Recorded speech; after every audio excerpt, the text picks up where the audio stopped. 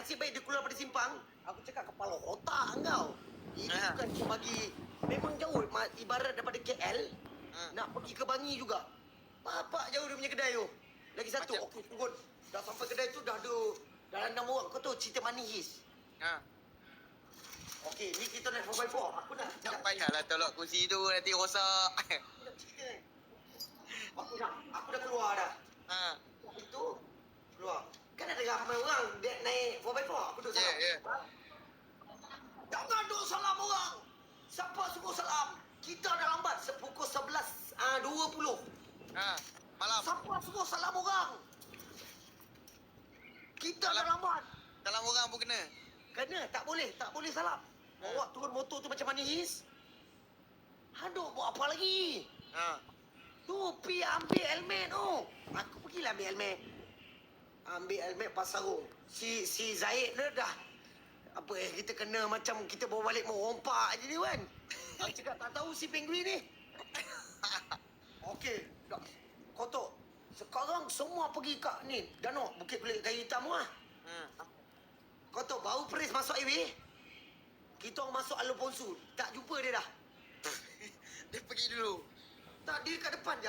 Dia kat depan dah, Miki. Kita tak. Aku dengan si Zaid ni macam ni. Aku naik skuter, si Zaid naik Ducati. Wan. Mana si penguin ni? Dah tak tahu. Kita masuk simpang Alor Ponsu. Masuk Alor Ponsu, jumpa tunang dia. Naik kereta dengan Jannah. Ikut balik. Sop, terus balik. Sop, sampai ujung. Kau tahu pukul berapa? Pas border. 16.45, 9.50. Nak pasport pula jadi hal. Tadi waktu turun motor tu, dia cakap apa? Ambil helmet je kan? Okey, ambil. Okey, faham. Okey, beg aku ingat. Kena ambil dengan kelang kabut syaitan yang dia buat. Betul kita ni, Leh. Ni buat apa ni, Leh? Kita pun first time sampai. Okey, betul lah tak pernah. Wan tak pernah pergi betul. Tak pernah. Leh, ni buat apa, Leh? Wan kan pelarian. Nak pasport ni. Pelarian nenek ni. Wan, ni nak buat apa? Leh, ni. Okey. Okey, sambung. Zaid punya beg dompet dekat aku. Leh, ni buat apa ni, Leh? Kita nak cop pasport dah. Pasport apa, Leh? Aku punya pasport semua dalam kita. Aku kena marah kat situ. Hang buat apa? Pasport semua tak bawa.